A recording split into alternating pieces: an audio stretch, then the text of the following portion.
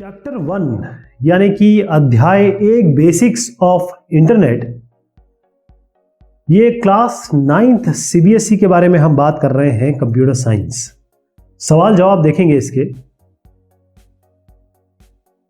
MCQ multiple choice questions देख रहे हैं। आरपानेट क्या होता है? आरपानेट इंटरनेट जो आज हमारी जिंदगी का एक बहुत प्रमुख आयाम है, उसकी शुरुआत आरपानेट और कई ऐसी नेट है जिनसे हुई थी, लेकिन आरपानेट बेसिक बिल्डिंग ब्लॉक था।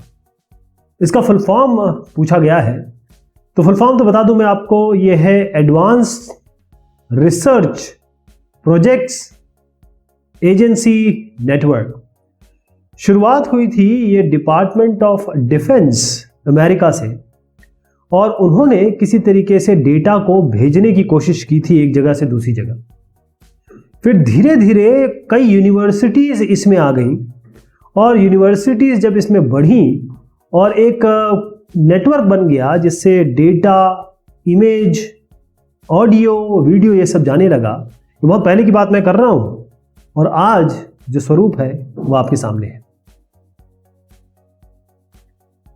In 1990s, the internetworking of which three networks resulted into internet। जैसे मैंने आपको बताया कि इंटरनेट जो है इसके कई मायने हैं, कई शब्द हैं इसके। कई लोग इसको कहते हैं कि ये इंटरनेशनल नेटवर्क है, कई लोग कहते हैं कि इंटर नेटवर्किंग है, कई अलग अलग नाम हैं। लेकिन इसकी शुरुआत कहाँ से हुई थी? कौन से ऐसे नेट थे जिनको कंबाइन करके इस इंटरनेट जो आज नाम दिया जाता है, हमेशा कैपिटल में लिखा जाता है, ध्यान रखिएगा। तो इसका उत्तर है आरपानेट, एनएसएफ नेट और बाकी जो प्राइवेट नेटवर्क्स हैं। तो इसका बी सही है। अब मैं आपको आरपानेट, खैर अभी आपने देख लिया इसका फुल फॉर्म क्या है। तो इसकी जो शुरुआत हुई थी 1969 में आरपानेट की शुरुआत हुई थी। और जैसे मैंने आपको बताया कि यूनाइटेड स्टेट्स डीओडी यानी डिपार्टमेंट ऑफ डिफेंस से यह शुरुआत हुई थी। और उसके बाद क्योंकि रिसर्च यूनिवर्सिटीज़ या जो यूनिवर्सिटीज़ इनके साथ संबंधित थे, उनसे नेटवर्क से स्थापित कोई डेटा के आदान प्रदान को लेकर यूनिवर्सिटीज़ इसमें कंबाइन हुई थी या फिर इस नेटवर्क में आई थी। और धीरे धीरे फिर ये चीज़ आगे बढ़ी। एक और था एनएसएफ नेट, इसको कहते हैं नेशनल साइंस फाउंडेशन नेटवर्क। ये 1980 की बात है, तकरीबन 11 साल बाद की बात बता रहा हूँ। एनएसएफ नेट जो है वो स्टार्ट हुआ था यहाँ पर क्योंकि शुरुआती दौर पे कैपेसिटी की ज़रूरत नहीं थी, डेटा चला जाए अच्छी बात है। यहाँ पर हाई कैपेसिटी नेटवर्क यानी जिसमें जो नोड्स होंगे वो बहुत ज़्यादा होंगे, और साथ में केवल ये पढ़ाई लिखाई के लिए, रिसर्च के लिए यानी अनुसंधान के लिए और प्रशिक्षण के लिए इस्तेमाल होता था। उसके बाद बारी आई इंटरनेट की। 1990 की बात बता रहा हूँ, इसके 10 साल बाद जो इंटर नेटवर्किंग है वो आरपानेट की, यूएसएफ नेट की और जितने भी प्राइवेट नेटवर्क थे जो इसी तरह पे बनाए गए थे, उन सबको कंबाइन किया गया और नेटवर्क जुड़ते चले गए और इंटरनेट की स्थापना हुई। इंटरनेट जो आज हम देखते हैं। Web search engines works with the help of 2 programs. Which are they? आप जब भी गूगल या किसी भी सर्च इंजन पे जाते हैं और आप कुछ लिखते हैं, कोई भी शब्द लिखते हैं और वो लिखते हैं, तो बहुत सारी चीज़ें नीचे लिंक्स आ जाती हैं, और उन लिंक्स में ये बड़ी रैंकिंग के हिसाब से होता है, और आप देखते हैं कि आपको पहले ही पेज पे मैक्सिमम इंफॉर्मेशन मिल जाती है जो भी आपको ज़रूरत होती है। तो इसके पीछे जो काम करने वाली तकनीकें हैं या 2 प्रोग्राम्स हैं, क्योंकि कंप्यूटर साइंस में तो हम प्रोग्राम की ही बात करते हैं, वो क्या होंगी? उसका उत्तर है स्पाइडर और इंडेक्सर। ये स्पाइडर, आपने देखा होगा स्पाइडर होता कैसा है, स्पाइडर का काम क्या होता है? ये जाला बुनता है यानी नेटवर्क बुनता है। इस तरीके से ये जाला बुनता है। तो स्पाइडर और इंडेक्सर, देखिए जब भी आप सर्च इंजन पे कोई चीज सर्च करते हैं तो होता यह है कि इतनी सारी इंफॉर्मेशन है, कैसे पता चलेगा कि दुनिया के किस कोने में क्या चीज़ ढूंढी जा रही है, वो कहाँ रखी है? तो होता यह है कि जैसे ही आप कोई वेबसाइट बनाते हैं या जैसे ही कोई चीज़ आती है इंटरनेट पे, तो वो उसकी इंडेक्सिंग होती है। यानी कि इंडेक्सिंग का मतलब क्या होता है कि यहाँ पर जैसे मान लीजिए एक एग्जांपल ले लेते हैं कि हनी सिंह ने एक वीडियो डाला, नया वीडियो आया, तो उसकी इंडेक्सिंग यहाँ पर हो गई। उसने दूसरा डाला, उसकी इंडेक्सिंग यहाँ हो गई। तो जब तक इंडेक्स नहीं बनेगा तब तक आगे काम नहीं बनेगा। फिर आप कई लोग हैं जो पैसा दे के इसमें इंक्लूड कराते हैं कि भैया हमारी ये चीज़ हमने बनाई है, ज़रा इसमें इंक्लूड कर दे, तो इंडेक्सिंग हो जाती है उनकी। कई बार जो डायरेक्टरी पुरानी है, जो चीज़ बनी हुई है, ये वो वाली डायरेक्टरी नहीं, जो हमारे वेब से रिलेटेड है, वो इसमें सारी इंक्लूडेड होती है। और फिर स्पाइडर का काम ये होता है कि वो जैसे क्रॉलिंग होती है, नेटवर्क ढूंढा जाता है, तो स्पाइडर इसमें क्रॉल करता है और उस क्रॉलर के जरिए वो ढूंढता है कि आपने जो चीज़ डाली है, ये जो शब्द डाला है, वो कहाँ कहाँ मैच करता है। फिर उसमें रैंकिंग डिसाइड होती है कि आप जो चाह रहे हैं वही चीज़ ढूंढी जाए। ऐसा ना हो कि आप खेत चाहे वो खलिहान दे दे आपको, और उस तरीके से फिर आपके बेहतरीन रिजल्ट आते हैं। यही सक्सेस है इन वेब सर्च इंजिन्स के पीछे।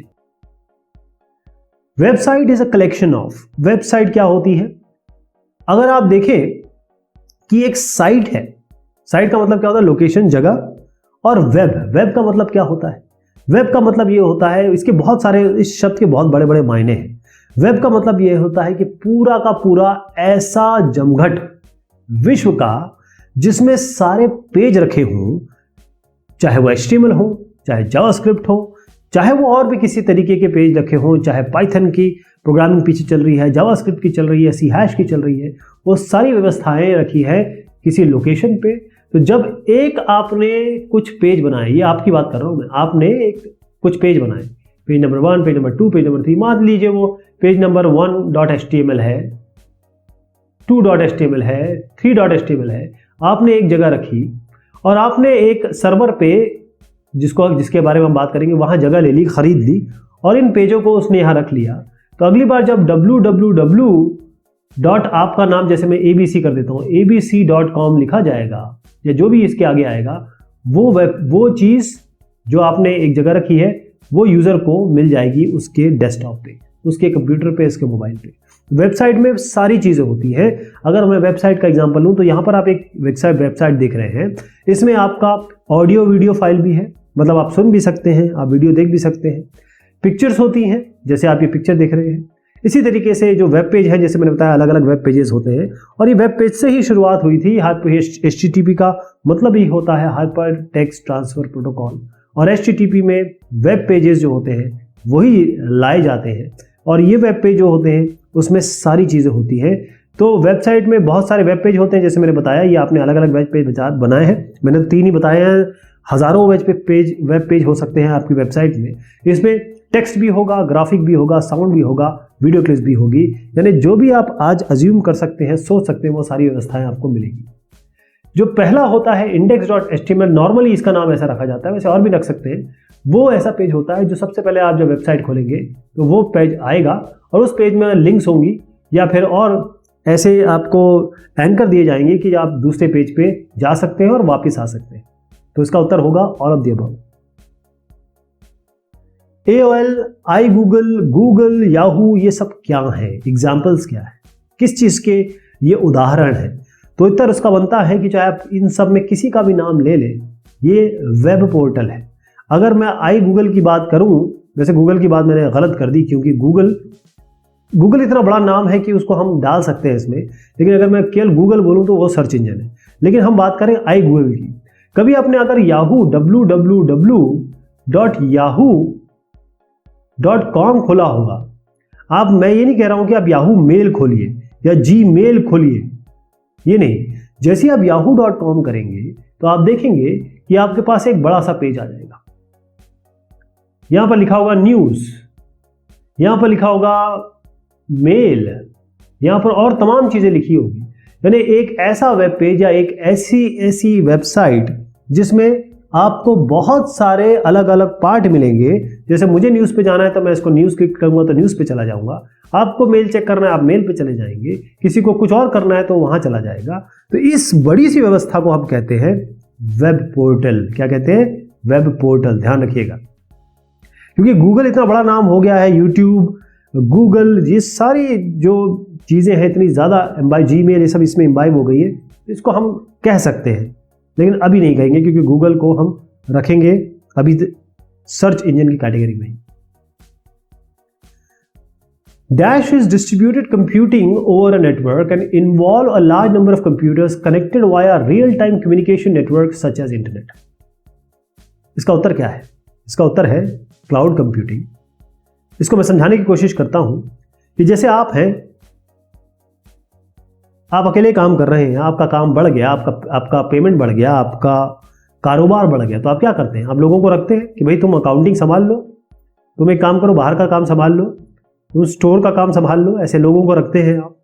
तो अपने काम को आप डिस्ट्रीब्यूट करते हैं। इसी तरीके से अगर आपका कोई एक प्रोग्रामिंग सीक्वेंस है या आप कोई भी काम है, प्रोग्रामिंग ही नहीं कहूँगा, तो आप क्या कर सकते हैं कि इतने सारे लोगों को रख लीजिए। जैसे अगर आप एक कंपनी बनाते हैं, आपको 100 कंप्यूटर की ज़रूरत पड़ती है। 100 कंप्यूटर खरीदना अगर आपके उसमें नहीं है, क्योंकि 100 कंप्यूटर खरीदेंगे तो इसकी मेंटेनेंस भी करनी पड़ेगी, इसकी इलेक्ट्रिसिटी भी जाएगी, सब कुछ जाएगी। तो आप क्या करेंगे? आप क्लाउड कंप्यूटिंग का सहारा लेंगे। आप क्या करेंगे कि जब आपको इस 100 कंप्यूटर की ज़रूरत होगी, या फिर मान लीजिए एक दिन 10 कंप्यूटर की ज़रूरत है, तो आप 10 कंप्यूटर की ज़रूरत ले लेंगे। यहाँ से आप 10 कंप्यूटर हायर कर लेंगे, अपना काम उस पर करा लेंगे। किसी दिन 50 की ज़रूरत है, 50 ले लेंगे। किसी दिन 100 की है, 100 की ज़रूरत है, आप 100 इस्तेमाल कर लेंगे। यानी जो आपकी कंप्यूटिंग पावर है वो क्लाउड पे है। क्लाउड कुछ इस तरीके से होता है, ये क्लाउड है। तो इसमें क्या करते हैं आप? सॉफ्टवेयर एज अ सर्विस, एक एग्जांपल ले रहा हूँ, नाम दे रहा हूँ आपको। तो आप यहाँ पर अपने बहुत सारे एप्लीकेशन जो आप नहीं चाहते कि आप खुद उसको करें, या आप उतनी सारी चीज़ें व्यवस्था नहीं करना चाहते अपने यहाँ, लेकिन आप अपना काम भी करना चाहते हैं, तो आप पैसे देकर ये व्यवस्थाएं यूज़ कर सकते हैं, जिसको हम क्लाउड कंप्यूटिंग कहते हैं। यानी कि आप कंप्यूट करना चाहते हैं, कंप्यूटर मतलब जैसे कंप्यूटिंग मतलब कंप्यूटेशन, लेकिन आप अपने यहाँ इस चीज़ की व्यवस्था नहीं करना चाहते, तो आप इन सब का उपयोग कर लेंगे जब भी आपकी ज़रूरत होगी, एज एंड व्हेन रिक्वायर्ड। यहाँ पर डिस्ट्रीब्यूटेड कंप्यूटिंग है, यानी कि जैसे मैं डिस्ट्रीब्यूशन बताया, नेटवर्क पे काम करें, क्योंकि ये लोग आपस में कहीं ना कहीं तो इंटरेक्ट करेंगे। इसमें बहुत सारे कंप्यूटर होंगे, आदमियों को आप कंप्यूटर समझ लीजिए, और रियल टाइम कम्युनिकेशन होगा, ये इनसे बात कर रहे हैं, ये इनसे बात कर रहे हैं, और ये इंटरनेट समझ लीजिए, एक तरीके से एक नेटवर्क है। और इसी को अगर आप संज्ञा दे दें कंप्यूटरों की, नेटवर्क केबल्स की, राउटर्स की, कंप्यूटिंग डिवाइसेस की, सर्वर्स की, तो क्लाउड कंप्यूटिंग बन जाता है। A Dash is a website like any other, but it is intended to offer personal opinions of people on their hobbies, interests, commentaries, photos, etc. अब मैं एक फूड ब्लॉगर हूं, मैंने नाम ऐसे ले लिया है, पहले आपको इसका उत्तर बता देता हूं। मैं एक फूड ब्लॉगर हूं, मेरा काम केवल खाने के बारे में बात करना, मैंने आज जो बनाया वो बताना, क्या नहीं खाना चाहिए वो बताना, क्या मैंने नया किया वो बताना, और हर दिन मुझे ये काम करना है, क्योंकि मेरा ये शौक है, मेरी ये पसंद है, और मैं ये लोगों को बताना चाहता हूँ जो मैंने किया है।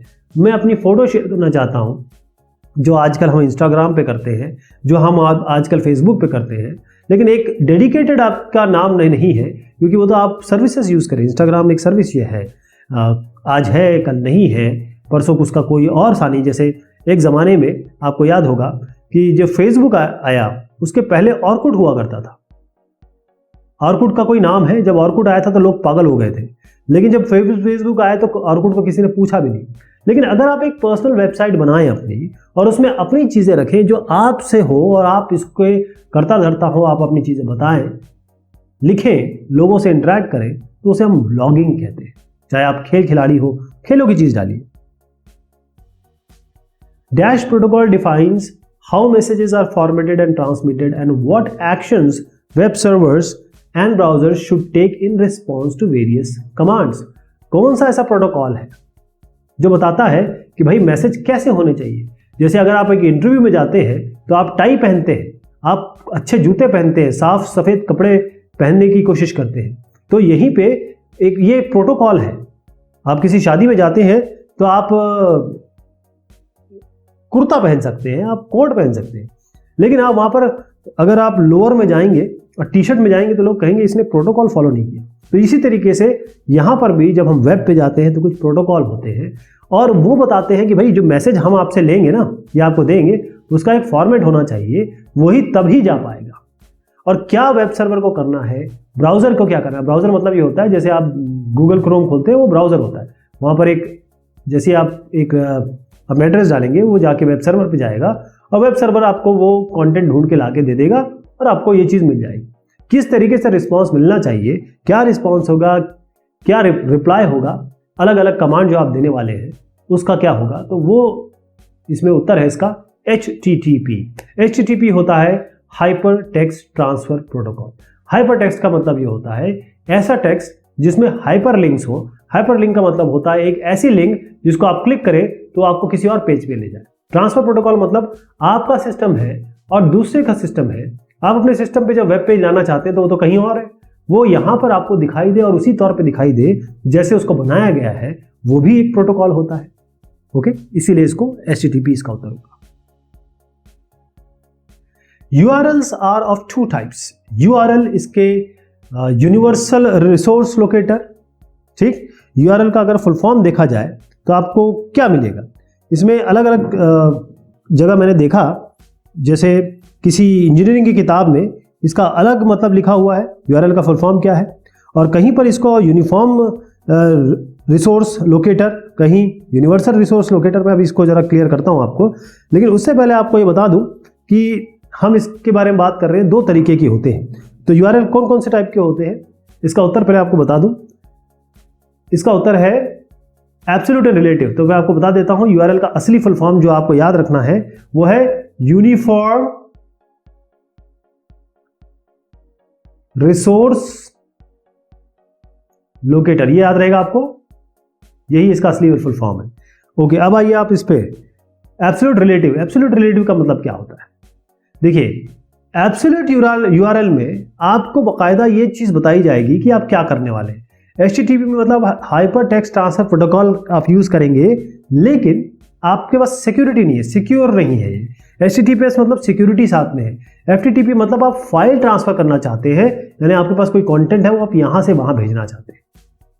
इसके अलावा आपको डोमेन भी बताया जाएगा कि ये जो हमारी वेबसाइट है ये किस जगह पे रखी है, कहां से लानी है, राइट। इसके अलावा आप और भी चीजें आप बढ़ा सकते हैं कि मुझे ये इस www.this पे ये xyz.doc चाहिए, ऐसे आप बता सकते हैं। इसे एब्सोल्यूट कहते हैं, प्रॉपर। रिलेटिव का मतलब ये होता है कि आप बताते हैं कि मुझे ये चाहिए, जैसे मान लीजिए एक पेज है abc.doc, ये चाहिए, और उसके पीछे आप ऐसे लाइनें बनाते हैं। ये लाइन जो होती है ये रूट डायरेक्टरी या पिछले लेवल पे ले जाती है, तो एक एक लेवल पीछे ले जाते हैं।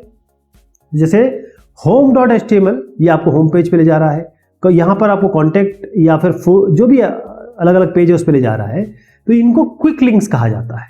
और यहाँ पर जो लिंक दी जाती है वो रिलेटिव URL होता है, क्योंकि मेन URL इसमें ऑलरेडी इंक्लूडेड है, और उसको आप उस मेन URL के साथ इस चीज को जो जब जोड़ दे तो वो एब्सोल्यूट URL ले लेगा।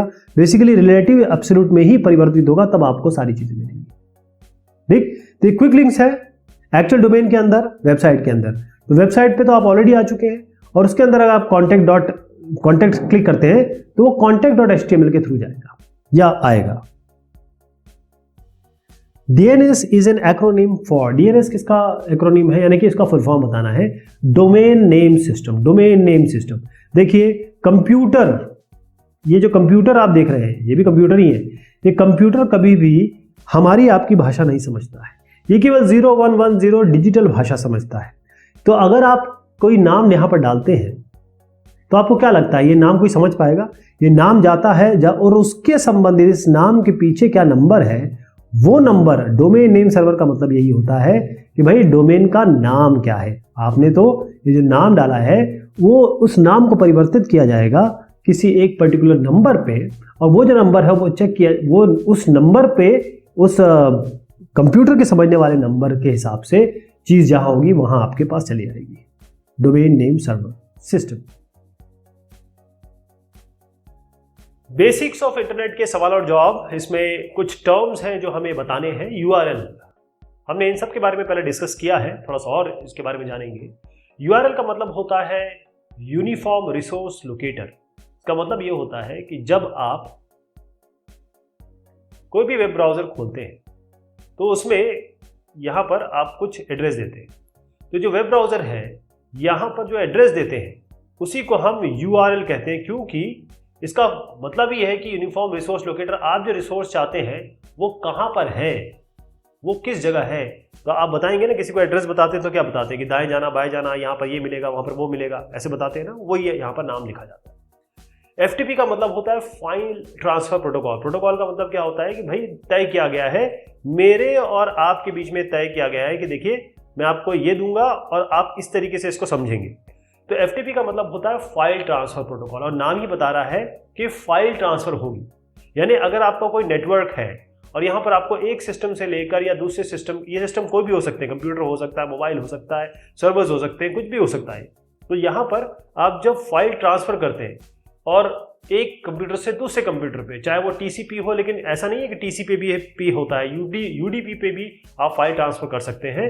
जैसे आप इंटरनेट पे करते हैं तो इसको भी आप FTP का एग्जांपल दे सकते हैं। जैसे फाइलज़िला वगैरह प्रोग्राम्स होते हैं वो FTP का प्रयोग करते हैं। ब्लॉगर क्या होता है? ब्लॉगर का मतलब ये होता है एक साहब जो अपने इंटरेस्ट के हिसाब से, अपनी हॉबी के हिसाब से एक वेबसाइट क्रिएट करते हैं और उस वेबसाइट में वो अपनी चीज़ें देते हैं और साथ में उसको अपडेट करते रहते हैं। ARPANET का फुल फॉर्म हो गया, हम ऑलरेडी देख चुके हैं MCQ में। तो जो ARPANET है ये United states DOD department of जो डिफेंस था, उन्होंने एक प्रोजेक्ट स्टार्ट किया था 1969 में, और उसमें उन्होंने क्या किया था कि भाई हम चाहते अपने DOD में, तो इन्होंने सिस्टम टू सिस्टम ट्रांसफ़र कर दिया था फाइलों को और डेटा को। और उसके बाद क्या हुआ कि बहुत सारी यूनिवर्सिटीज़ है, आपने देखा होगा कोई भी डिफेंस एस्टैब्लिशमेंट होता है वो कहीं ना कहीं यूनिवर्सिटीज़ के रिसर्च का फ़ायदा उठाती है। तो यूनिवर्सिटीज़ के साथ कनेक्ट करने के लिए इन्होंने जो चीज़ यूज़ की, या फिर जिस टेक्नोलॉजी को बैकग्राउंड में इस्तेमाल किया गया, उसी नेटवर्क को बनाने में ARPANET का नाम उसको दे दिया गया। प्रोटोकॉल का मतलब होता है ये तयशुदा बात आपके और दूसरी पार्टी के बीच में कि क्या रूल होंगे, क्या रेगुलेशन होंगे, जिसके बीच में कम्युनिकेशन होगा। जैसे मैं एग्जांपल देता हूं, अगर आप लिखते हैं www.abc.com, एक एग्जांपल दे रहा हूं, और आप जैसे ही आप www करते हैं और यहां पर www छोड़ दे, मतलब एक w छोड़ देते हैं, या फिर मान लीजिए कॉम की जगह आप CO कर देते हैं, जैसे CO से तो आ जाएगा कुछ, जैसे कुछ ऐसा कर देते हैं, स्टार लगा देते हैं आप, तो यहीं पे बोल देगा देखिए साहब आप गलत लिख रहे हैं, क्योंकि ये जो आप लिख रहे हैं ये प्रोटोकॉल के खिलाफ है। एक प्रोटोकॉल डिफाइन किया होगा कि आप इस तरीके से लिखेंगे तो हर आदमी इसी तरीके से लिखता है। तो जब वेब सर्वर है या फिर जो आगे जो सर्वर्स हैं वो इसको समझते हैं कि भाई हाँ, हमको जो बताया गया था उस हिसाब से चीज़ आ रही है, और उसको फिर हम पता कर लेंगे। ब्लॉग, इसके बारे में हमने ब्लॉग में बात कर ली। ब्लॉगर वो होता है जो ब्लॉग चलाता है। तो ब्लॉग कुछ नहीं होता, एक वेबसाइट ही होती है, लेकिन यहाँ पर होता है एक बंदा होगा जो अपने ओपिनियंस देगा, अपने विचार देगा। अब जैसे आप कहेंगे भाई ट्विटर पे भी तो ये होता है, इंस्टा पे भी यही होता है, फेसबुक पे भी यही होता है, तो ये भी ब्लॉगिंग ही तो है एक तरीके की, है ना। लेकिन वो आप ऑन नहीं करते, इंस्टाग्राम को आप ऑन नहीं करते। जैसे मैंने आपको पहले भी बताया था कि ऑर्कुट चलता था, ऑर्कुट में लोग पागल हो रखे थे, उसके बाद FB आया तो ये बेचारा ऑर्कुट कहाँ गया किसी को पता नहीं चला। तो ब्लॉग आपका पर्सनल होता है, आप अपनी सारी चीज़ें उसमें बता सकते हैं, अपडेट करते रहते हैं। TCP/IP एक प्रोटोकॉल है, मैं ज़रा इसको हटाता हूँ क्योंकि TCP/IP एक बड़ी चीज़ है। TCP/IP एक प्रोटोकॉल है, TCP, और मैं आपको बताऊँ, आप जो भी इंटरनेट यूज़ करते हैं, जो इंटरनेट आप यूज़ करते हैं ना, वो बैकग्राउंड में TCP/IP चल रहा होता है। TCP होता है ट्रांसमिशन कंट्रोल प्रोटोकॉल, यानी कि एक होस्ट से दूसरे होस्ट पे आप क्या करते हैं, यहाँ पर सॉकेट्स खुलते हैं, उन सॉकेट से कनेक्शन यहाँ पर स्थापित होता है बाकायदा। मतलब ये होता है रिलायबल कनेक्शन, और यहाँ से आप डेटा भेजते हैं तो डेटा यूं करके जाता है और यहाँ से बाकायदा एक्नॉलेजमेंट आता है, यानी कि यहाँ पर आपको इस सर्वर का एड्रेस देना पड़ता है, पोर्ट नंबर बताना पड़ता है, तो TCP से कहते हैं। इंटरनेट प्रोटोकॉल इसके पीछे काम कर रहा होता है IP। तो ये पॉइंट टू पॉइंट है, मैंने बताया आपको, जैसे कम्युनिकेशन जो हो रहा है, एक जगह से दूसरी जगह पे कम्युनिकेशन हो रहा है। बेसिकली कुछ प्रोटोकॉल्स इसके पीछे यूज होते हैं। TCP का एक बाकायदा, जैसे जो पैकेट जाएगा, जैसे आपने डेटा भेजा तो कैसे जाएगा, इसका एक पैकेट होगा, इस पैकेट का कुछ हेडर होगा, वो हेडर का जो साइज है वो डिसाइडेड होगा, इसके अंदर जो पेलोड होगा, यानी कि जो डेटा आप भेज रहे हैं वो भी डिसाइडेड होगा कैसे होगा, उसके पीछे एक चेकसम होगा कि कोई एरर तो नहीं आ रही है, और फिर उसके बाद ACK होगा, ACK, एक्नॉलेजमेंट वगैरह चीजें होगी। तो TCP/IP एक बहुत बड़ी चीज है और उसी पे इंटरनेट काम करता है। HTTP क्या होता है, हाइपर टेक्स्ट ट्रांसफर प्रोटोकॉल, इसका फुल फॉर्म तो हम कई बार देख चुके हैं। ये भी एक तरीका है, एक इसमें ये स्टैंडर्ड है। अगर आप HTTP करेंगे, पहले आप जमाने में HTTP किया करते थे, आप देखेंगे आप HTTP अगर डालेंगे तो आपको ब्राउजर बता देगा अरे ये गड़बड़ है, HTTPS डालो, सिक्योर डालो। तो सिक्योरिटी के साथ HTTPS हो गया। बेसिकली क्या होता है कि जब आप world wide web world wide web का मतलब है पूरे विश्व का जो नेटवर्क बना हुआ है, जो जिसके पीछे आप इंटरनेट का उपयोग करते हैं, वहां पर जब आप वेब पेजेस भेजते हैं, वेब पेजेस लाते हैं, तो वेब पेजेस का जो आदान प्रदान होता है वो HTTP के थ्रू होता है, hyper text transfer protocol. Hyper text का मतलब ये होता है, अगर आप थोड़ा सा HTML में जाएंगे तो वहां पर इस तरीके से टैग लिखे जाते हैं, जैसे HTML लिखा या बॉडी लिखा, तो ये बेसिकली इसी को हम हाइपर टेक्स्ट कह रहे हैं। और ट्रांसफर प्रोटोकॉल मतलब इन वेब पेजेस को भेजना और लेना, इसी को हम हाइपर टेक्स्ट ट्रांसफर प्रोटोकॉल कह रहे हैं। Define www how it is different from internet. देखिए www ये सब चीजें सब इंटरमिंगल्ड है, ऐसा नहीं कि कुछ अलग अलग है ना। ये जो www है इसको आप वेब बोल रहे हैं या W3 बोल रहे हैं, एक ही बात है। ये क्या है? ये इंटरनेट बेस्ड सर्विस है जहां पर आपके कुछ प्रोटोकॉल्स होते हैं। जैसे मैंने आपको बताया था, शादी में जाते हैं तो आप कोई हाफ पैंट पहन के नहीं चले जाते, आप शादी में जाते हैं तो प्रोटोकॉल फॉलो करते हैं। इसी तरीके से जब इंटरनेट पे ये जब आप कुछ काम करते हैं या फिर किसी भी नेटवर्क कम्युनिकेशन में कोई काम करते हैं, तो वर्ल्ड वाइड वेब ये एक तरीके का प्रोटोकॉल है, मतलब ये एक तयशुदा सेट ऑफ रूल्स है। ठीक, किस तरीके से आप डॉक्यूमेंट भेजने वाले हैं इंटरनेट पे, क्या क्या भेजने वाले हैं, www से दिमाग में आप बिठा लीजिए, डॉक्यूमेंट आप कैसे भेजते हैं उससे रिलेटेड है। तो इंटरनेट बहुत बड़ा नेटवर्क है, इसकी आप कल्पना भी नहीं कर सकते। नेटवर्क और नेटवर्क इसमें बहुत सारे मिलियन कंप्यूटर जुड़े हुए हैं। तो एक कंप्यूटर से दूसरे कंप्यूटर आप कैसे कैसे काम करेंगे, कैसे बात करेंगे, जब तक वो कनेक्टेड है इंटरनेट से। और जो www है, वर्ल्ड वाइड वेब है, वेब जिसे हम कहते हैं, ये एक कलेक्शन है डिजिटल पेजेस का। तो फिर से यहीं पे पेजेस आ गया, और वो डॉक्यूमेंट में ये नहीं कह रहा हूं कि आप वर्ड के डॉक्यूमेंट की बात कर रहे हैं, यहाँ पर बाकायदा वेब पेजेस की बात हो रही है जो इंटरनेट पे है। तो जो वर्ल्ड वाइड वेब है, ये तरीका है किस तरीके से आप डेटा इंफॉर्मेशन का आदान प्रदान करेंगे। और ये बेसिकली पेजेस की बात हो रही है। जैसे कि आप वेबसाइट होती है आपकी, बेसिकली क्या होता है, एक डायरेक्टरी तो होती है, उसके अंदर कुछ वेब पेजेस होते हैं। और वेब पेजेस में क्या हो सकता है, इमेज हो सकता है, टेक्स्ट हो सकता है, साउंड हो सकता है, ऑडियो हो सकता है, क्या क्या नहीं हो सकता है। उसको किस तरीके से ब्राउजर में दिखाया जाएगा, ब्राउजर में दिखेगा, और वो कैसा कंटेंट है ब्राउजर में आके कैसे दिखेगा। जब आप कोई चीज़ को कॉल करेंगे तो क्या प्रोटोकॉल होंगे जिसके हिसाब से दिखाएगा। आप देखते हैं कि पेज नॉट फाउंड आ जाता है, कभी कुछ एरर आ जाती है आपको, है ना। तो जो एरर जो आती है वो यही बताता है कि आपने प्रोटोकॉल फॉलो नहीं किया, आपने जो चीज़ दी है वो सही तरीके से लिखी नहीं है। तो जो सही तरीके से लिखने का तरीका होता है वही आप समझ लीजिए www के तहत लिखा जाता है। Briefly explain the various types of servers. तो सर्वर बहुत तरीके के होते हैं। सर्वर मतलब ये होता है, देखिए, अगर मैं मेरे घर में कोई काम करता है और मैं उसका काम लेता हूं और उसको पैसे देता हूं, तो मैं इसका सर्वर हो गया। लेकिन मैं ऑफिस जाता हूं, मेरा एक बॉस है, ठीक, मैं उससे बोलता हूं सर मेरा प्रमोशन के लिए कुछ करिए सर, तो ये मुझे सर्व कर रहे हैं, तो ये सर्वर हो गए। तो सर्वर मतलब ऐसा नहीं है कि कोई एक ऐसा सर्वर होता है जो सर्वर ही सर्वर का काम करेगा। सर्वर आपका क्लाइंट भी हो सकता है, क्लाइंट भी सर्वर हो सकता है। लेकिन जब आप दो परिवेश की बात करते हैं, ऐसी सिचुएशन होगी, तब मैं हमेशा सर्वर रहूंगा, ये हमेशा क्लाइंट रहेगा। लेकिन इस सिनेरियो में ये सर्वर बन जाएगा, मैं क्लाइंट हो जाऊंगा। तो अलग अलग तरीके के सर्वर होते हैं जो अलग अलग काम करते हैं। जैसे मान लीजिए आपका एक जैसे ये जो साहब है, ये क्या कर रहे हैं, मुझे प्रमोशन दे रहे हैं, मुझे काम दे रहे हैं, मुझे बहुत सारी चीज़ें इनसे मेंटरशिप मिल रही है। लेकिन यहीं पर अगर मुझे कोई आध्यात्म की बात करनी है या फिर मुझे किसी से प्रेम करना है, तो जो मेरी प्रेमिका होगी वो सर्वर मेरा इस तरीके से काम करेगी, वो मुझे प्रेम दे रही है ना। आपके शब्दों में समझा रहा हूँ या आप थोड़ा समझ जाए इसको, तो वो सर्वर हो जाएगी। इसका मतलब अलग अलग तरीके के सर्वर होते हैं, अलग अलग आपको काम आपको एक तरीके से मदद करते हैं आपकी जिंदगी में। इसी तरीके से आपके अलग अलग सर्वर्स हैं। जैसे मेल सर्वर है, इसका काम क्या है, जो मेल सर्वर है उसका मेन काम ये होता है कि भाई ईमेल इधर से उधर जाना है। जैसे आप चिट्ठी पत्री लिखा करते थे पहले ज़माने में, पोस्ट कार्ड था, इनलैंड अंतर्देशीय था। आज अब मेल सर्वर है, तो मेल सर्वर का काम ये होता है कि आपने मेल यहाँ से टाइप किया, ये भेजा, ठीक है, तो ये सर्वर हो गया, ये आगे बढ़ाएगा इसको और फिर यहाँ से आएगा तो ये आपको देगा। तो ये सर्वर का काम कर रहा है एक तरीके से। तो इसका काम ही केवल ईमेल से रिलेटेड होगा। एप्लीकेशन सर्वर का मतलब ये होता है कि वो जो सॉफ्टवेयर डेवलपर है वो आप क्योंकि आप कुछ एप्लीकेशन बना रहे हैं, या फिर जैसे मान लीजिए A+B लिख रहे हैं, 2+3 कर रहे हैं, तो 2+3 आप कर रहे हैं। अगर यहाँ पर एक एप्लीकेशन सर्वर है जो आपकी इस एप्लीकेशन में बहुत सारे API लिखे हैं कि जो ऐड फंक्शन लिखा हुआ है, ठीक है, वो क्या करेगा, इस 2 और 3 को लेगा और 5 रिटर्न कर देगा आपको। तो ये आपका एप्लीकेशन सर्वर हो गया। इस तरीके से समझिए, बहुत ही बेसिक लेवल पे बता रहा हूँ। अगर इसको कोई और कंप्यूटर साइंस वाला बहुत एडवांस समझेगा तो बोलेगा ये क्या समझा रहे हैं। मैं आपको बहुत बेसिक लेवल पे समझा रहा हूँ ताकि आपके दिमाग में बैठे। वैसे ये बहुत बड़े बड़े नाम हैं, इतना एक लाइन में इनको नहीं बताया जा सकता।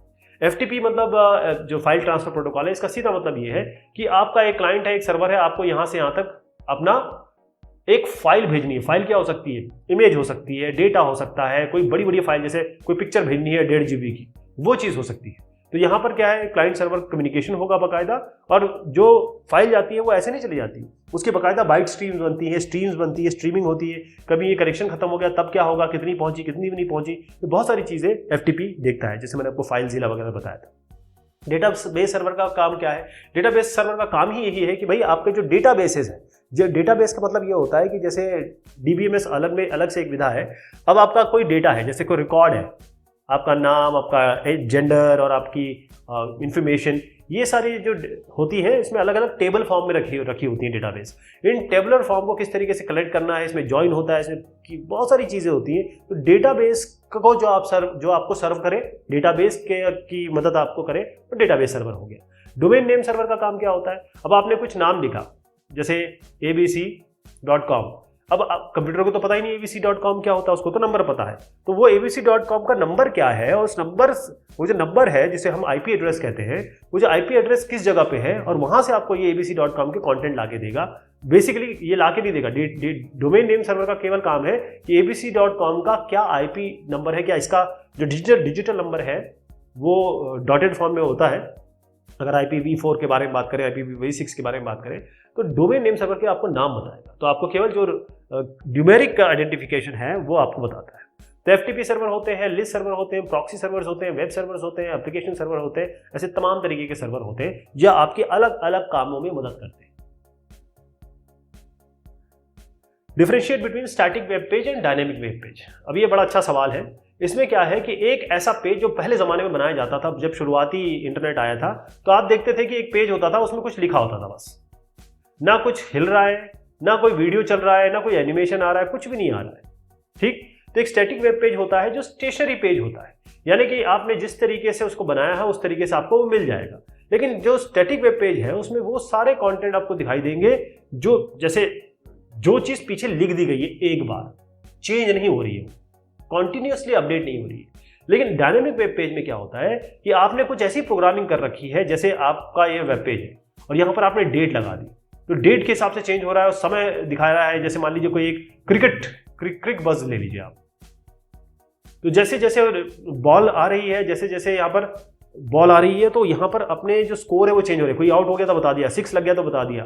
तो ये सारी जो चीज़ हो रही है, इसके लिए बहुत सारी टेक्नोलॉजी यूज होती है। स्टैटिक वेब पेज में आपका HTML है, साथ में कास्केडिंग स्टाइल शीट है जो आपके कलर वलर बताएगा कि किस तरीके का कंटेंट किस तरीके से दिखेगा। इस तरीके से जावास्क्रिप्ट है, जावास्क्रिप्ट है, jQuery है, इसका यूज़ करते हैं, AngularJS है। लेकिन ये भी आपको बहुत हद तक डायनेमिसिटी दे सकते हैं, लेकिन अगर आप इसका इस्तेमाल करते हैं तो उतनी डायनेमिसिटी नहीं आएगी।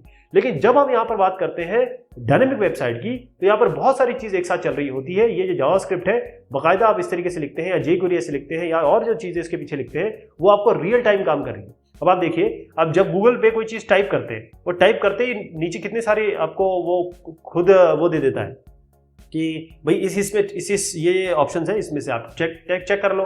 तो आपके लिखते ही कैसे ये नीचे अपने आप आ जाती है, इसको कैसे समझ में आता है? तो वो उसके पीछे डायनेमिक वेबसाइट बनाई है। Simran has a hobby of writing articles and short write-ups. She wants to share her views with the world. Suggests that she can do to make her views public and share her thoughts with everyone.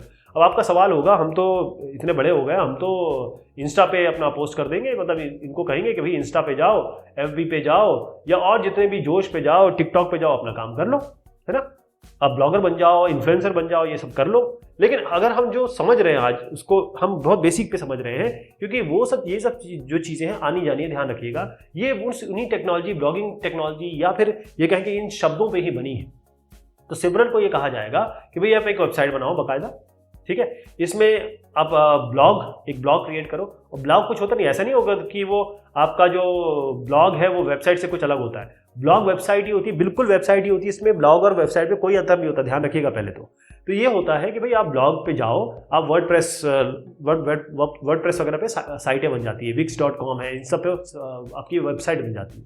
तो वहाँ जाओ, website बना लो, और उसमें जाके अपना change करते रहो कि भाई आज मैंने ये किया, आज मैंने ऐसी अंगड़ाई ली, आज मैं ऐसे पलट के गिर गया, आज मेरा ये वीडियो देख लीजिए, आज मैंने खाना नहीं खाया, आज मैं जो नॉर्मली लोग करते हैं और हम लोग उनको अप्रिशिएट करते हैं, उस तरीके की चीज़ें कर लीजिए आप। सिमरन भी कर सकती है। What is a search engine? How does it work? Search engine क्या होता है? सर्च इंजन का मतलब क्या होता है कि भाई आपको सर्च करनी है कोई चीज़, आपको कुछ चाहिए तो आपको वो मिले, तो आप क्या करते हैं?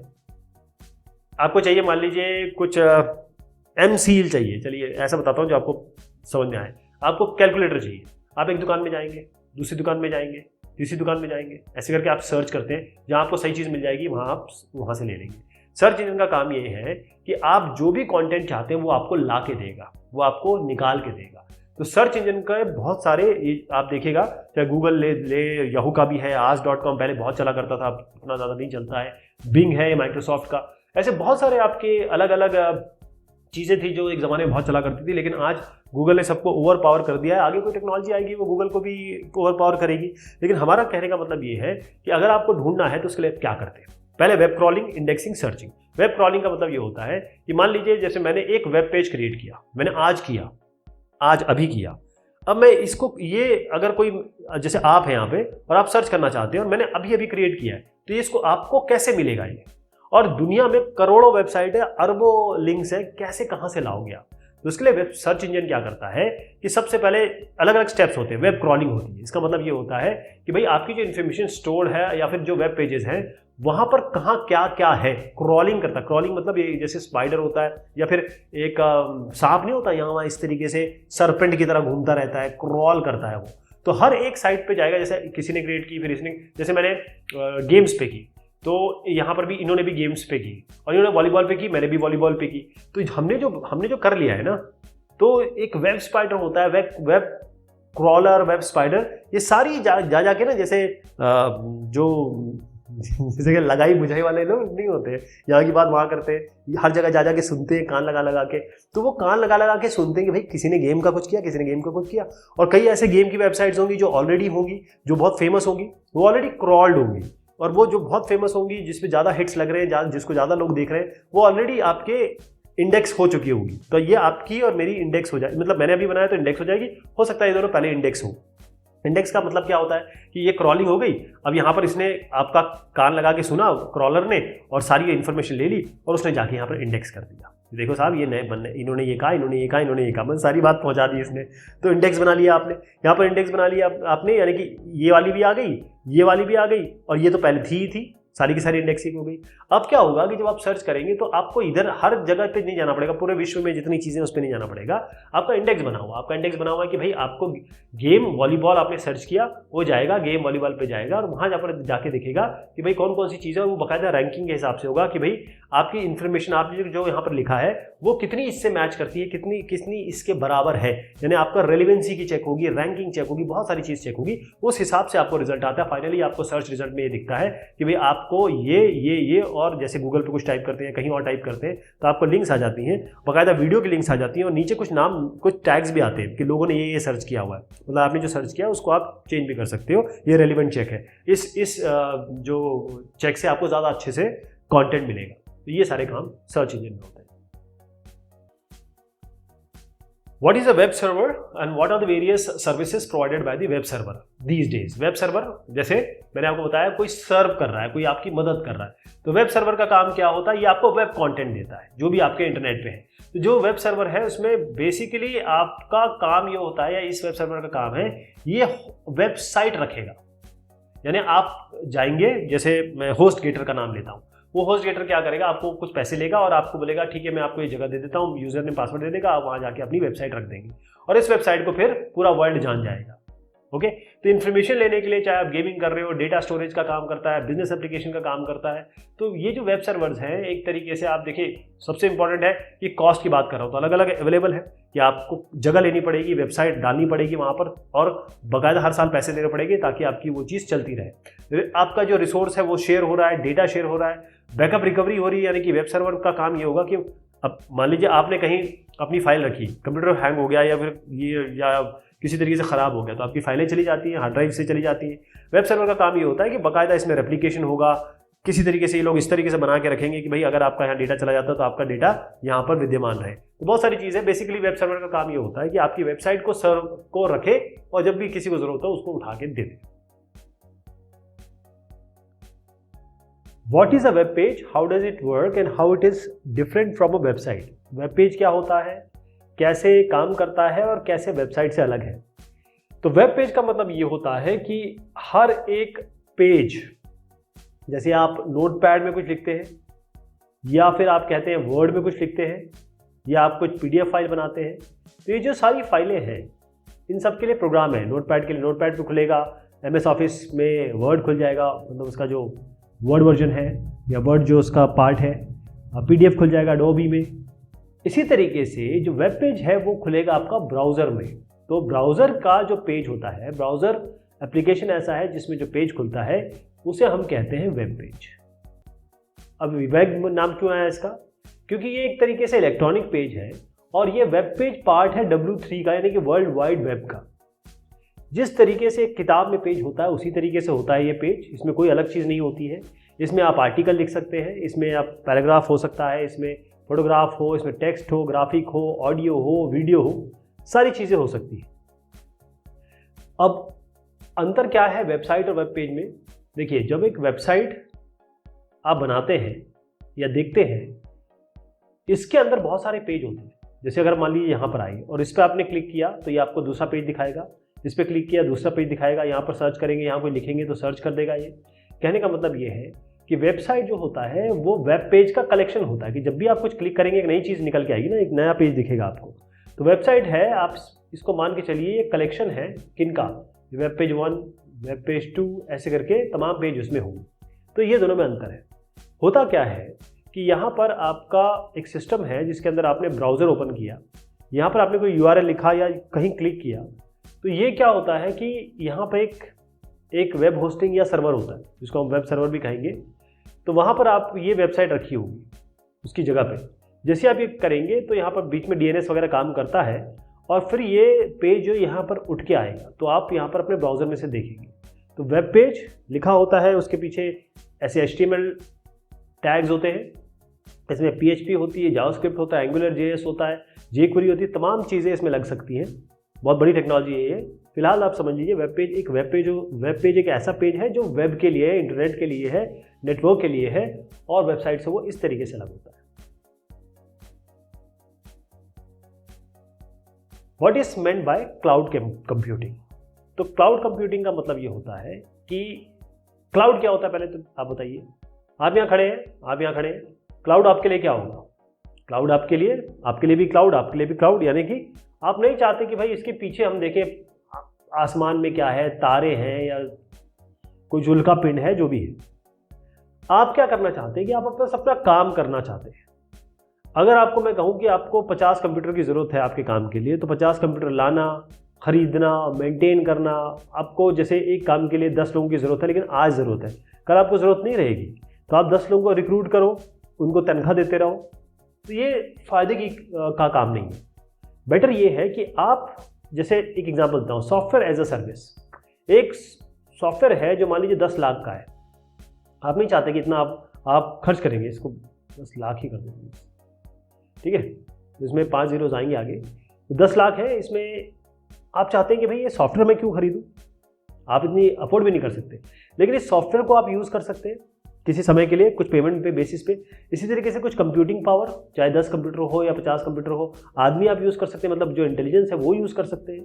तो बहुत सारी चीज़ें जो रियल टाइम पे, क्योंकि पहले ज़माने में ये चीज़ पॉसिबल नहीं थी, इंटरनेट बड़ी मुश्किल से खुला करता था, ज़माना लग जाता था इंटरनेट को खुलने में, या स्पीड बहुत कम थी जब 2G और 2G के पहले की बात मैं कर रहा हूँ।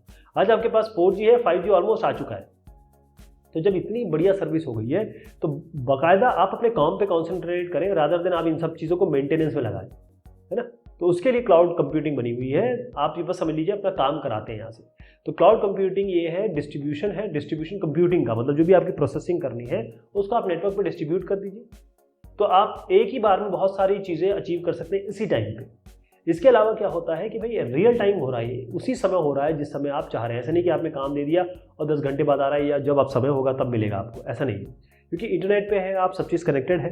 तो इसमें क्लाउड कंप्यूटिंग एक बहुत बड़ा शब्द है, इसमें बहुत सारी चीज़ें आती है, जैसे मैंने बताया सास होता है ना, और PaaS से बहुत सारे नाम होते हैं कि ये platform as a service, software as a service, storage as a service, ऐसे बहुत सारी चीज़ें इसमें आती हैं।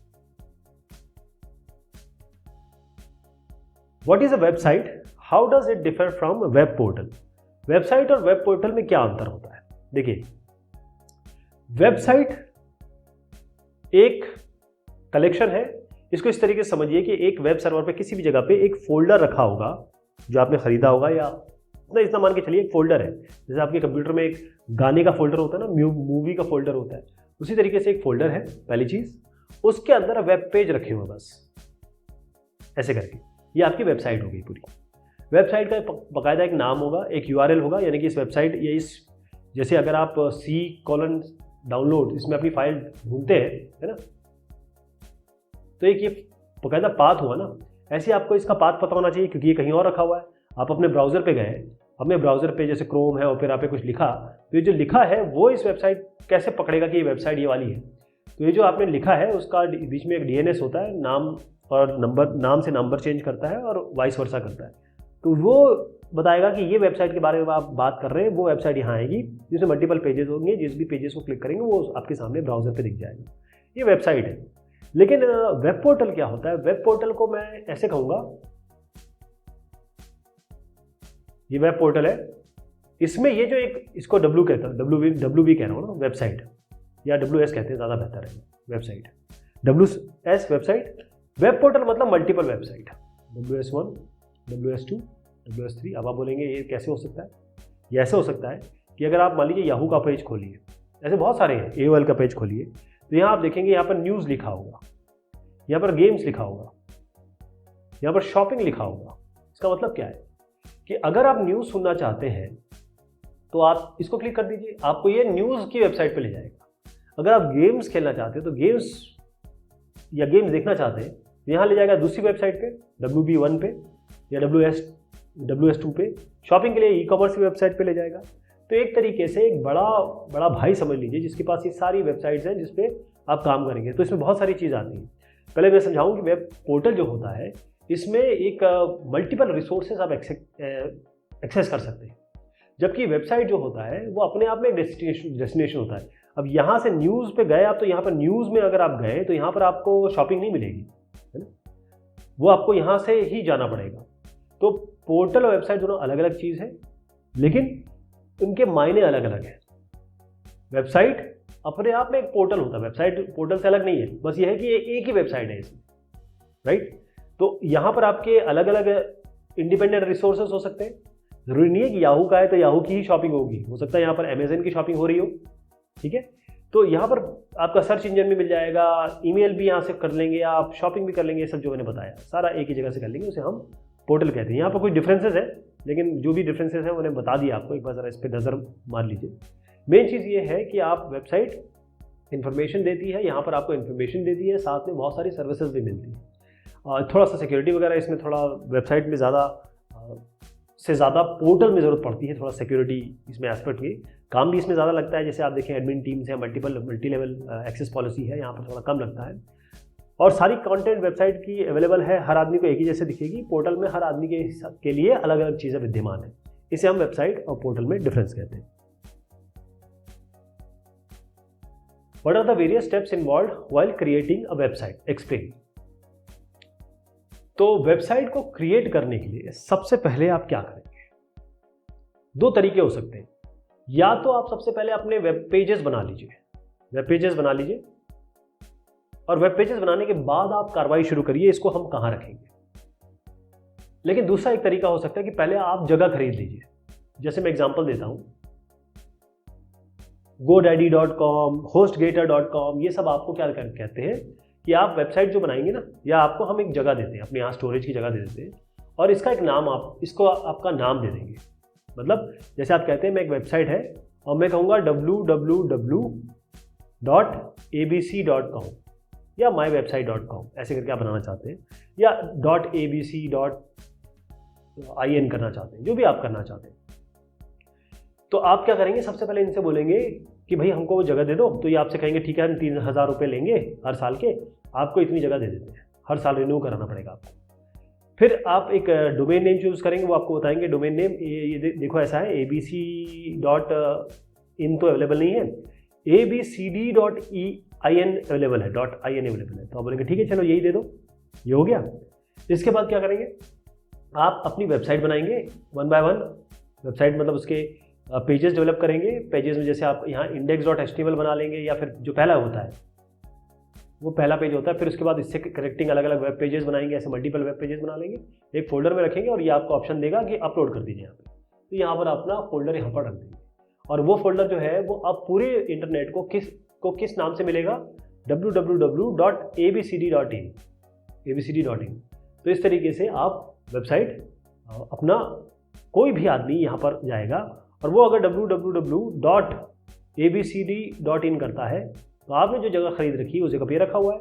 यहाँ पर एक इनका DNS होगा, जो मान लीजिए आपने दिल्ली इंडिया में बनाया और कोई ऑस्ट्रेलिया में ऐसे एक्सेस कर रहा है तो वो आगे वेब सर्वर पे जाएगा, ठीक।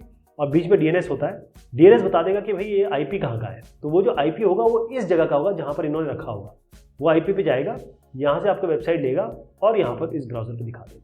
ये पूरा तरीका। तो पहली चीज़ इसमें होती है वो होस्टिंग। होस्टिंग मतलब ये होता है कि भाई आपको वेब पे या कहें कि उस जगह की खरीदनी पड़ती है और अपनी चीज़ें रखनी पड़ती है। तो ये कई फ्री होस्टिंग भी मिलेगी, पेड वन भी मिलेगा। होस्टिंग से घबराइए नहीं, ये केवल आपका जो फोल्डर आप बनाते हैं ना, कोई भी फोल्डर को इस जगह पे रखना होता है जगह खरीद के।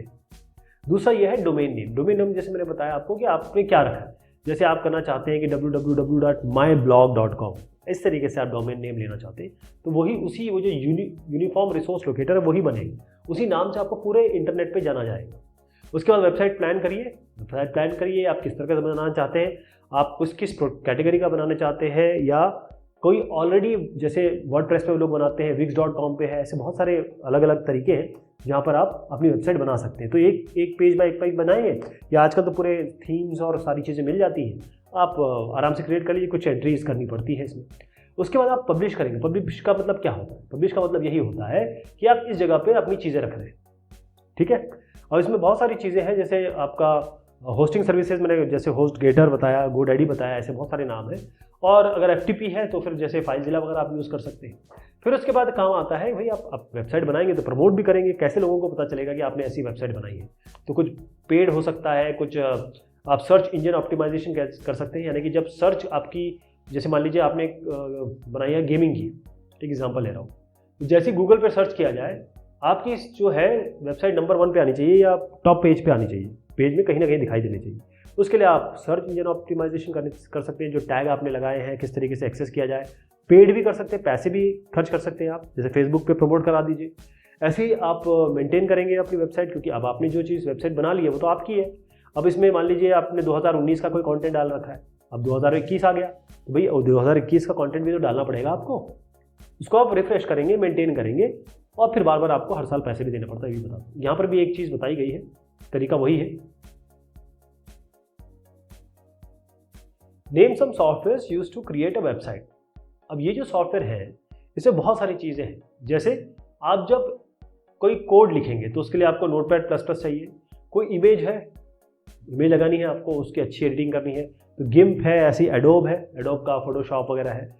तो ऐसे बहुत सारे काम करने पड़ते हैं वेबसाइट में। जैसे आपको PHP एडिटर चाहिए, PHP का काम करेंगे।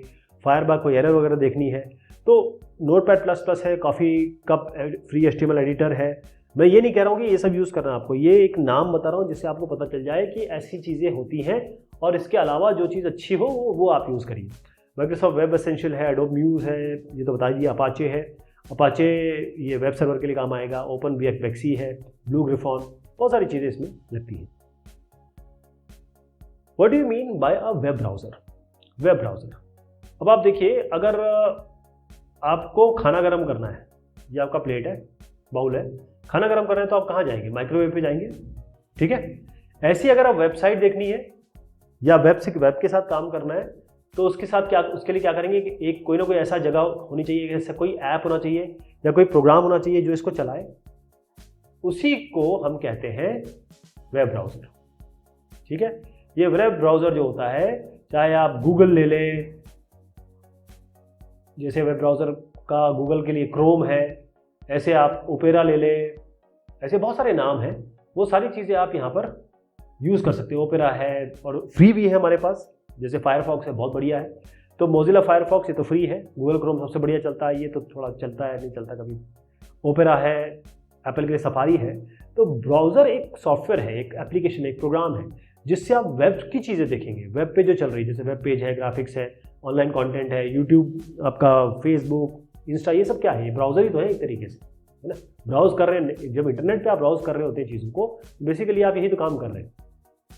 तो जो चीज़ HTML में बनी हो या फिर XML हो, जो उस HTML को रीड कर सकता है, XML को रीड कर सकता हो, वो कौन रीड करेगा? वो वेब ब्राउजर रीड करेगा, जो कि आप यहाँ पर नाम भी देख रहे हैं। तो मैंने आपको नाम बता दिए सारे। What is meant by SSL? SSL का फुल फॉर्म अगर देखा जाए तो आप देखेंगे यह है सिक्योर सॉकेट लेयर। पहले ज़माने में हम HTTP यूज़ करते थे। अगर आप HTTP यूज़ करेंगे ब्राउज़र में, ये वैसे अपने आप आ जाता है, आपको करना नहीं पड़ता, लेकिन ये अपने आप ले लेता है।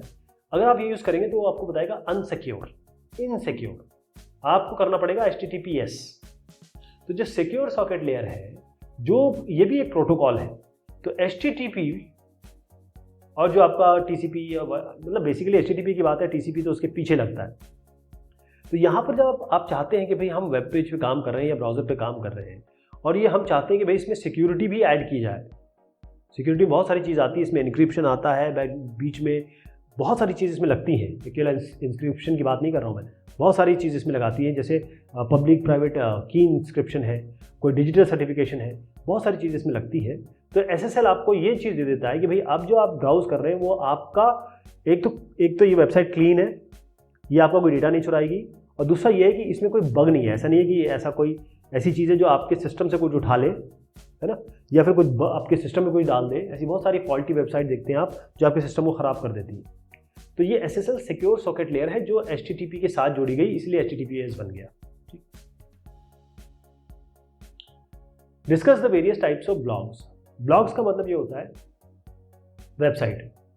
देखिए मैं बता दूं, ब्लॉग और वेबसाइट में कोई अंतर नहीं होता है, ये वेबसाइट ही होती है, बस ये थोड़ी पर्सनलाइज होती है। पर्सनलाइज मतलब भाई आप जैसे मान लीजिए आप कोई खेल खिलाड़ी हैं, आप कोई गायक हैं, तो आप अपना वेबसाइट खुद शुरू कर लीजिए।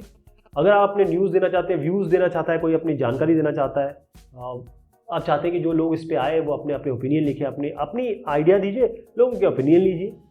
तो जैसे टाइम्स ऑफ इंडिया है, वो भी एक एग्जाम्पल है न्यूज़ व्यूज़ का, ब्लॉग्स का। कंपनी ब्लॉग, कोई कंपनी चाहती है कि वो भाई थोड़ा सा अपनी चीज़ों को प्रमोट करे, अपनी चीज़ें बताते रहे, तो लोग इनकी कंपनी के ब्लॉग पे जाएंगे, देखेंगे उसको। माइक्रो ब्लॉग का मतलब होता है जैसे ट्विटर, इसमें पहले क्या था, मतलब अभी आप 140 इसमें कैरेक्टर डाल सकते हैं, अब आप इसमें इमेज, वीडियो सब कुछ डाल सकते हैं। अब वो बिल्कुल बाकी की तरह हो गया है, जो फेसबुक और इंस्टा जैसा हो। तो इसमें कैरेक्टर डाल सकते हैं। तो क्या बड़े बड़े लोग क्या करते हैं, जैसे मोदी जी है, उन्होंने 1-2 लाइन लिख दी, अब लोग उनको फॉलो करते हैं, उनकी लाइन पढ़ लेंगे और इसी के हिसाब से अच्छी चीज़ होगी, बुरी होगी, कई लोग पक्ष में आएंगे, कई लोग विपक्ष में आएंगे। तो कहने का मतलब ये है कि अलग अलग टाइप के ब्लॉग्स होते हैं। मतलब ये वेबसाइट है और आप लोगों से इंटरेक्ट करना चाहते हैं, अपने व्यू देना चाहते हैं, तो ट्विटर भी एक तरीके से आपका ब्लॉगिंग ही है, इसको माइक्रो ब्लॉगिंग कहेंगे। People nowadays are pursuing blogging as their career, but still there are many who refuse to go for the same. Discuss your views on the topic. अब देखिए मैं आपको बताऊं, आज के समय की अगर ये बात करूं तो आपके पास इंस्टा है, आपके पास फेसबुक है, आपके पास यूट्यूब है, आपके पास तमाम तरीके के एप्लीकेशन या फिर एप्स मौजूद हैं।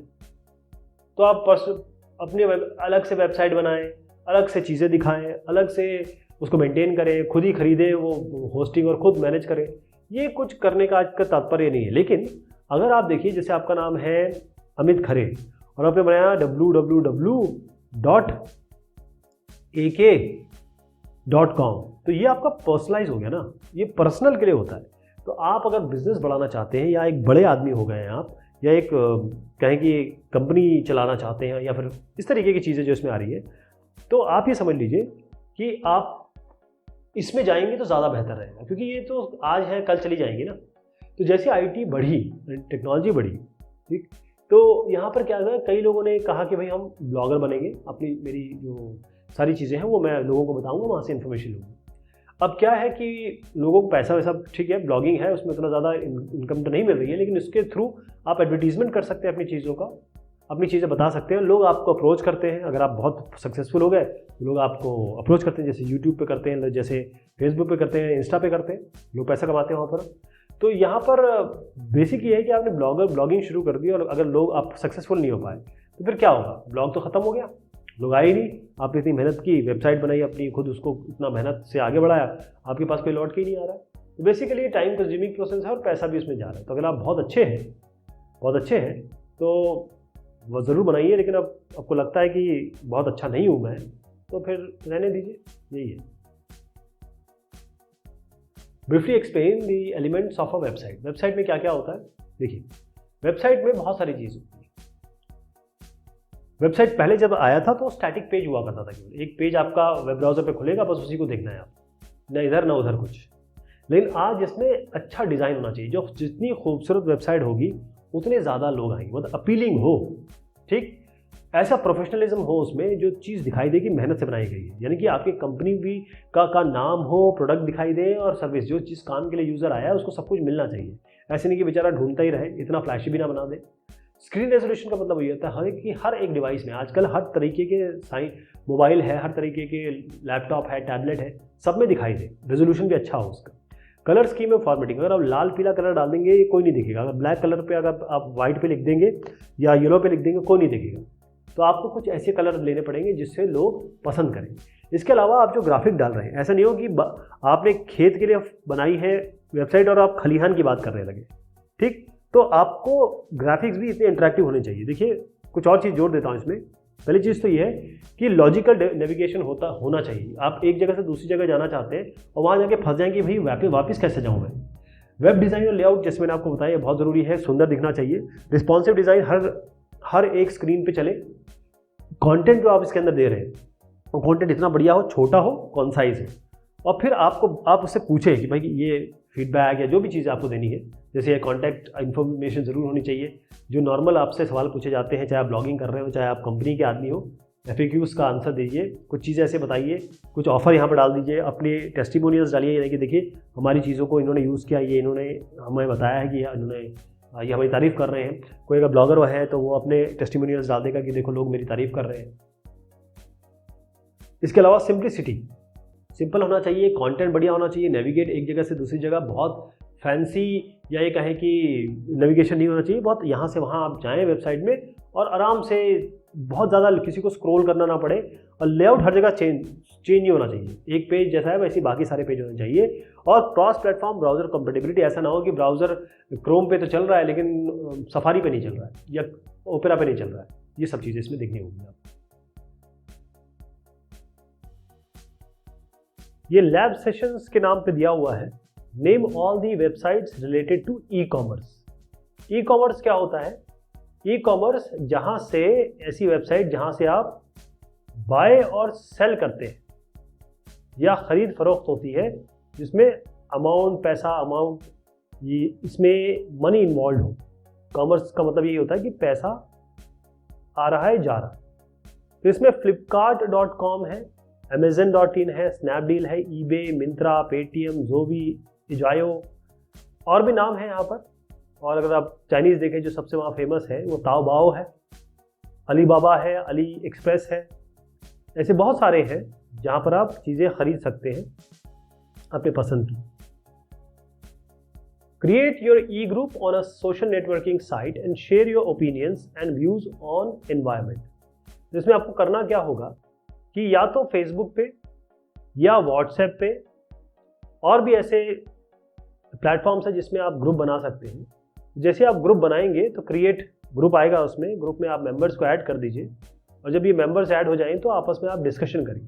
तो क्या होगा, जब आप कोई बात कहेंगे, जैसे मान लीजिए ये साहब कहते हैं, तो इनका एक रिप्लाई आएगा, फिर इनका रिप्लाई आएगा, फिर आप कुछ कह सकते हैं, इनको टैग करके या फिर इनको रिलेट करके आप जवाब दे सकते हैं, कुछ इमेजेस भेज सकते हैं, कुछ फोटोज़ भेज सकते हैं, और एक हेल्दी डिस्कशन हो सकता है। ध्यान रहे, जब भी आप ग्रुप बनाएं, कोई भी, चाहे ग्रुप के एडमिन आप बने या जिस तरीके से भी, कोई भी गलत चीज़, कोई भी ऐसी चीज़ जो इलीगल है या जो सामाजिक तौर पे सही नहीं है, वो कभी मत भेजिएगा, नुकसान बहुत पहुंचता है इससे। Name all the personal types of blogging sites. ऐसी कई साइट्स हैं जहां पर आप पर्सनल ब्लॉगिंग कर सकते हैं। यानी कि ये जैसे एक एग्जांपल है, एक विक्स का मैंने एग्जांपल इसलिए लिया है क्योंकि बड़ा यूट्यूब पे भी आ रहा है बार बार, और बार बार ये इसका नाम आ रहा है, तो हो सकता है ये बहुत अच्छी चीज़ हो, कोई मुझे इसका आइडिया नहीं है।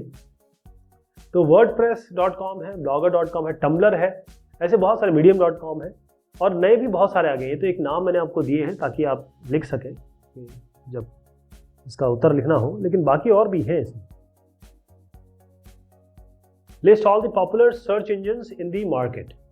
तो पॉपुलर सर्च इंजन क्या है? देखिए, मैं आपको बहुत जैसे कहते हैं ब्लंट तौर पे बताऊं तो google.com जो है या गूगल, ये नंबर 1 पे है और इसका कोई भी मुकाबला नहीं है।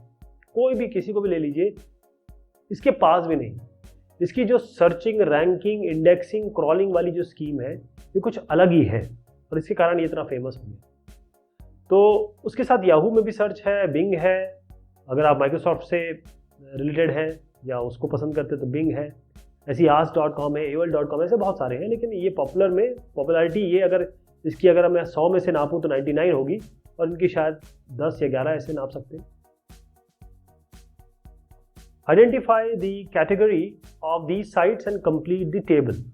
तो इसमें ना सवाल में केवल आपको इतना ही दिया हुआ है। तो OLX.in, अब OLX.in जो है IN बता रहा है कि ये इंडिया की है और ये OLX में ख़रीद फरोख्त होती है। चीज़ें आप डाल दीजिए, ऐसे डाल दीजिए कि मुझे ये बेचना है, लोग आपको कनेक्ट करेंगे और बताएंगे कि अपना रेट कि मैं इतने में लेना चाहता हूँ, तो आप ले दे सकते हैं उसको।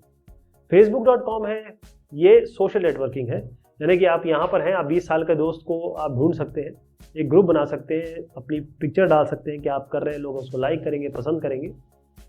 ICICIbank.com हो गया, ये ई-बैंकिंग हो, यानी यहाँ पर आप अपनी बैंकिंग का काम करते हैं, यानी पैसा भेज सकते हैं, मनी भेज सकते हैं, मनी ला सकते हैं, आपके अकाउंट में आ जाएगा।